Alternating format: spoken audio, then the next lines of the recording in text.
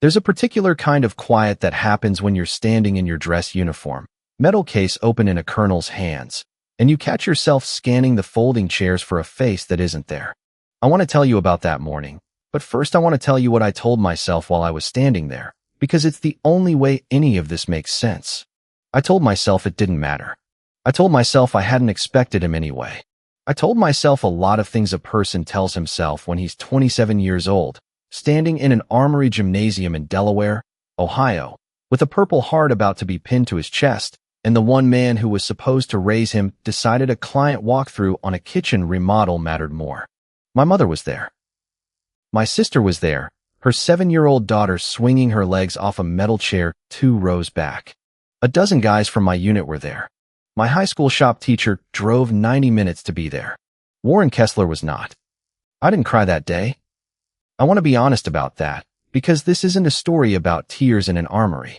This is a story about what happened 7 weeks later, when a soft-spoken accountant named Miriam Okafor picked up her office phone, dialed a number in Millbrook Falls, and told my stepfather something that took the floor out from under him.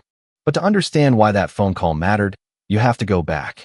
You have to go back to a kitchen table 6 years earlier, and a 19-year-old kid named Dean Holt who still believed that if he just worked a little harder, the man across the table might eventually look at him the way he looked at his own son. 6 years before that armory ceremony, I was living in a rented 2-bedroom on Larchmont Street in Millbrook Falls, Ohio, a town of about 11,000 people where the biggest employer was a plastics extrusion plant, and the second biggest was the hospital. I was 21, an apprentice diesel mechanic at Corbin's Fleet Service, and most days I smelled like brake cleaner by 9 in the morning. My landlord happened to also be my next-door neighbor, a retired machinist named Rafael Alvarez who was 74 and beat me at chess roughly 4 times out of 5. Every Sunday morning, I'd bring him coffee from the gas station because he said the stuff he made at home tasted like boiled disappointment. And we'd sit on his porch with a chessboard between us and my dog, Biscuit, asleep across both our feet. Biscuit was a beagle mix I'd pulled out of a kill shelter in Delaware County for $40 and a signature. She snored like a grown man, and she was, without much competition, the best decision I'd made in years. My mother, Carol, had remarried when I was 14. Her husband, Warren Kessler, ran a small contracting outfit called Kessler Builders, mostly kitchen and bathroom remodels, the occasional deck. He had a son from his first marriage, Mitchell, 4 years older than me, who by the time I was 21 was finishing law school at Ohio State. Warren was not a cruel man, not in any way you could point to and call abuse. He was, I came to understand, a man who had exactly one son, and had simply decided that fact before I ever walked through his door. I didn't resent him for it, not at first. I told myself that's just how blended families worked. I told myself a lot of things. The first time I really felt the shape of it was a Christmas dinner when I was 21, the same year I made lead apprentice at Corbin's, a step up that came with an extra $1.40 an hour and, more than that, the shop foreman trusting me to sign off on brake jobs by myself. I mentioned it at the table, not to brag, just because my mother asked how work was going. Warren was already pouring wine for a toast. To Mitchell, he said, raising his glass before I'd finished my sentence, passing the bar on his first attempt. Not everybody can say that. Everyone drank. I drank too. Nobody asked me to finish what I'd been saying about the brake job.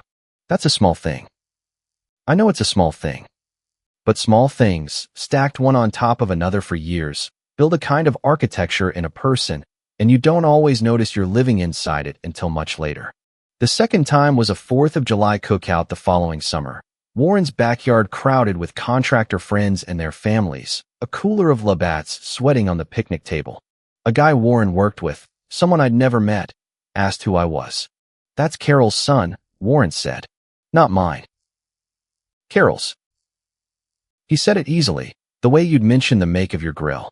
Then, in the same breath, an arm around Mitchell's shoulder. "And this is my boy. Just got hired at Prentice & Combs, downtown Columbus. Big firm." I stood there holding a paper plate of potato salad, while 3 grown men shook Mitchell's hand and told him what a fine young man he'd turned out to be. I was standing 4 feet away in steel-toed boots with grease still under my fingernails from a Saturday job, and I had become, in my stepfather's mouth, a geographic fact about my mother. The third time cut deeper, because it came wrapped in something that looked, for a second, like concern.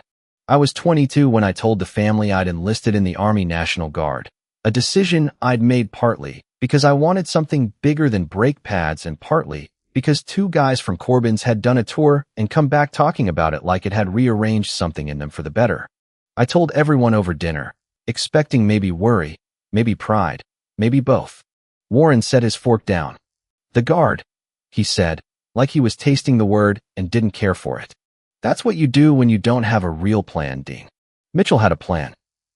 Law school, the bar, a firm. "What's your plan?" "Change tires until your knees give out, and now this?" "It's a good program," I said. "Tuition assistance. I can finish my associates while I—" "Sure," he said, and picked his fork back up, and that was the whole conversation.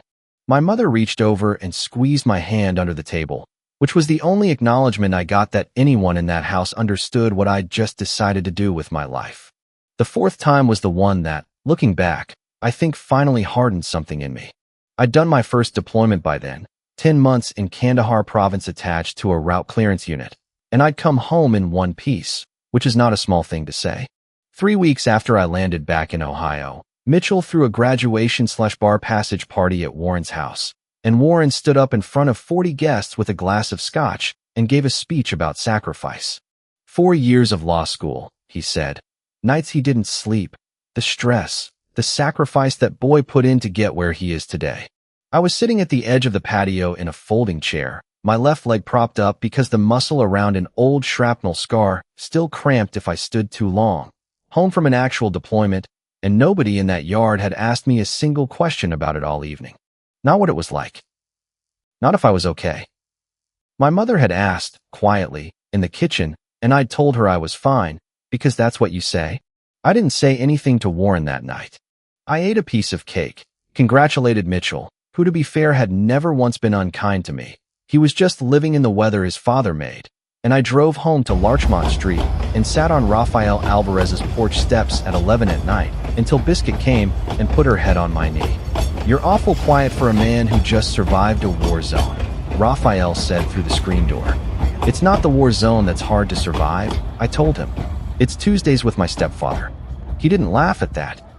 He just sat down next to me with 2 cups of the coffee he'd never learned to make right, and we didn't say much else. The catalyst came almost 2 years later, on the morning of the Purple Heart ceremony itself.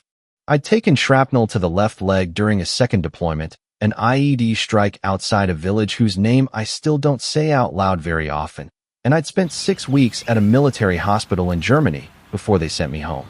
The ceremony had been delayed by paperwork and scheduling for the better part of a year, which is its own kind of bureaucratic absurdity, but finally a date landed. A Saturday morning at the National Guard Armory in Delaware, Ohio, 40 minutes from Millbrook Falls. I called Warren myself, 2 weeks out. I want to be clear about that. I didn't wait for my mother to relay it. I called him. "Ceremony's the 14th, I said. 10 a.m. I'd like you there."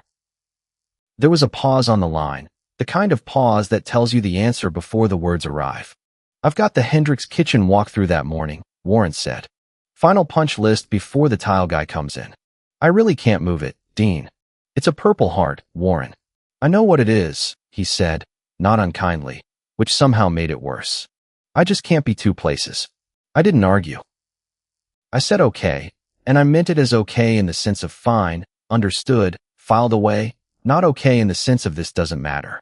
The morning of the ceremony, I stood at attention in my dress blues while a colonel read the citation, the language about sustained wounds in combat and courage under fire sounding, as it always does, both true and strangely distant, like it was describing somebody else. My mother sat in the second row, dabbing at her eyes with a folded tissue. My sister Paige was beside her. Rafael Alvarez had come, 76 years old in a suit I'd never seen him wear, sitting ramrod straight like he was the one being decorated.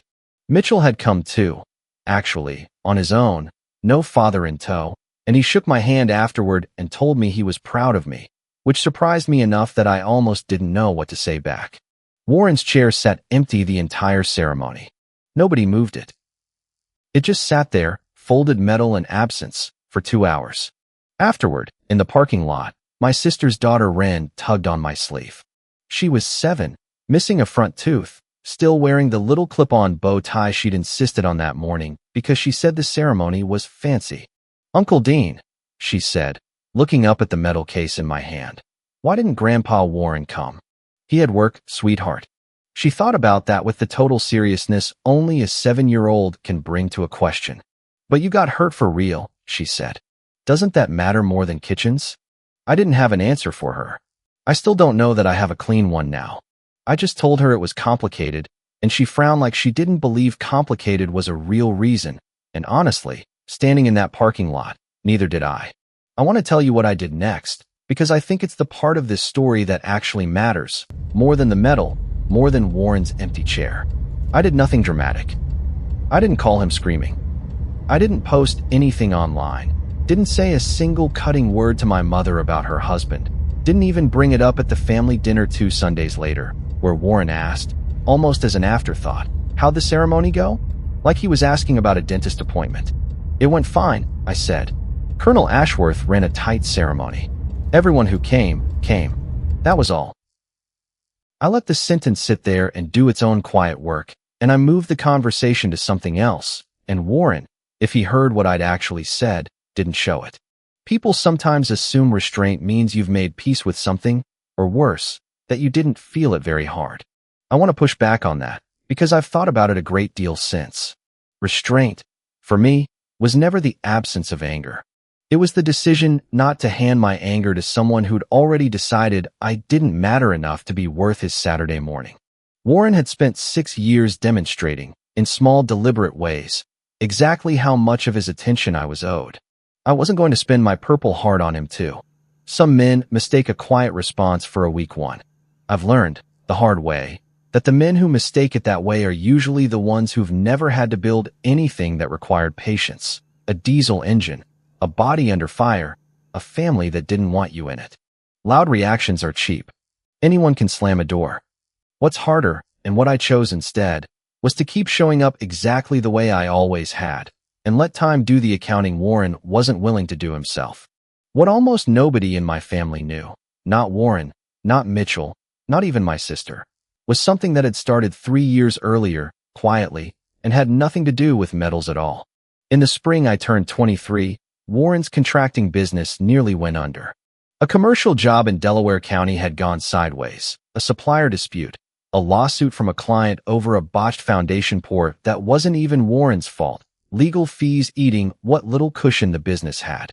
My mother told me about it in a phone call one night, her voice tight in a way I'd rarely heard, saying they might lose the equipment trailer, might have to let their one full-time employee go, might have to sell the house. She wasn't asking me for anything. She was just a woman crying quietly on the phone to her son because she didn't have anyone else to say it to. I didn't think about it very long. I set up a monthly allotment straight out of my guard pay and my mechanic's wages for $112 a month, routed into an account my mother controlled, with one condition: Warren was never to know where it came from. I told her to tell him it was a payment plan she'd worked out quietly with a supplier, or a small business hardship loan, whatever she needed to say. I didn't do it so he'd owe me gratitude. If anything, I did it so he wouldn't, because I already knew, even then, that if Warren Kessler found out his stepson was propping up his business, he'd feel indebted in a way that would curdle into resentment faster than thanks. I'd watched him for 9 years. I understood him better than he understood me. For 3 years, through 2 deployments, through a hospital bed in Germany, through paychecks that weren't always steady, that $412 went out every month. By the time of the ceremony, it added up to just over $14,000. My mother kept a small folder of the transfer records in a fireproof box in her closet, mostly because I'd asked her to, in case anything ever happened to me overseas and someone needed to understand where the money in that account had actually come from. Nobody was supposed to find that folder. Miriam Okafor found it anyway, in a manner of speaking, though not that folder exactly. She found the trail from the other end. 7 weeks after the ceremony, Warren went to refinance the last of the business debt through a regional credit union, hoping to lower his interest rate now that the lawsuit was finally settled. The credit union's underwriting team brought in an independent accountant to review 3 years of Kessler Builders' financial statements before approving the loan. Standard due diligence. Nothing unusual. That accountant was Miriam Okafor, a CPA with her own small practice in Delaware, a woman who had spent 11 years reconciling other people's books and had, by her own later description to me, seen every kind of mess a small business can make, and this wasn't a mess. This was the opposite of a mess. What she found was a series of recurring deposits into a business-adjacent household account, $412 a month for 36 consecutive months, originating from a Department of Defense payroll allotment under the name D. Holt, alongside a separate secondary account held by a Carol Kessler. The pattern was clean enough that Miriam, who did not know our family, who had never met Warren before that appointment, who had no reason to editorialize, simply asked the plain question a good accountant asks. "Mr. Kessler," she said, sitting across a conference table from him with the printed ledger between them, "can you tell me who D. Holt is? Because for the last 3 years, this individual's military pay has been the reason your business didn't fold." Warren told me later, and I'll get to that call, that he sat there for a long moment not understanding the question, running through vendors and subcontractors in his head, before the name arranged itself into a shape he recognized. "Dean," he said out loud, mostly to himself. "That's my stepson." Miriam didn't know the family history. She wasn't there to deliver a verdict on a man's character. She simply slid the ledger across the table, pointed to the total at the bottom, $14,832, and said, in the same even, professional voice she used for every client, "Whoever this is, Mr. Kessler, you might want to have a conversation with them. Because without these deposits, based on your cash flow in year 2, this business doesn't survive to see the lawsuit settle." I don't say that lightly. I say it because the numbers say it. That was the whole authority scene. No raised voices, no theatrics. Just a woman with a ledger and a calculator telling a man an uncomfortable, undeniable truth using nothing but arithmetic. Warren called me on a Tuesday evening in late June. I remember because I was in the driveway with the hood of my truck up, elbow deep in a fuel line, and Biscuit was asleep in a patch of shade by the garage, and Raphael was on his porch 2 houses down pretending not to watch me work the way he always did. I almost didn't pick up. Warren and I did not, as a rule, talk on the phone. "Dean," he said, and his voice had a texture to it I'd never heard from him before, something closer to unsteady than I would have believed him capable of. "I need to ask you something, and I need you to tell me the truth." "Okay. Was it you?"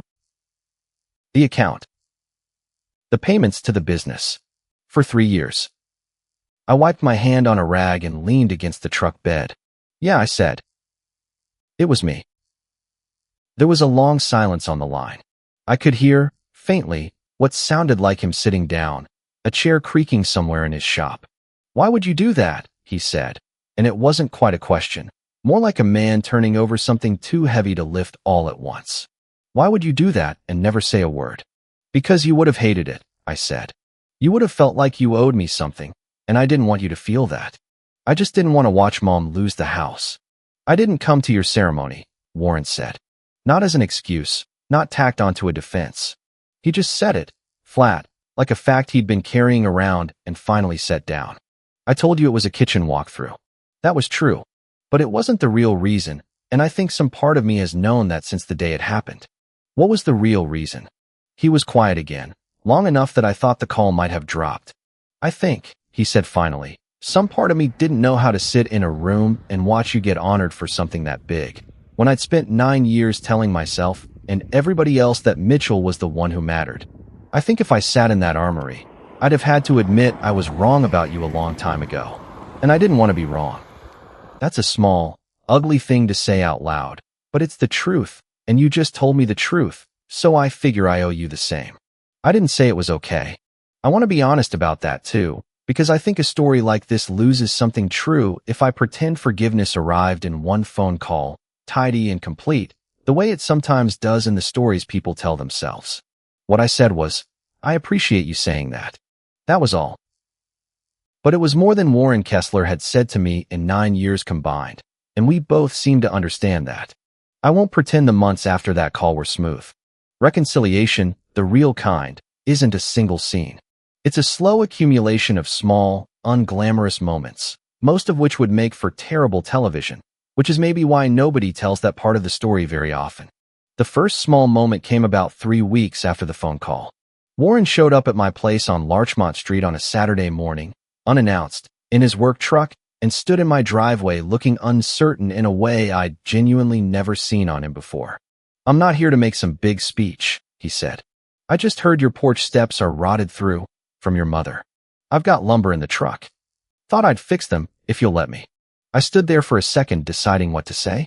Then I said, "The third step from the top's the worst one. Watch your footing." We worked mostly in silence for 4 hours.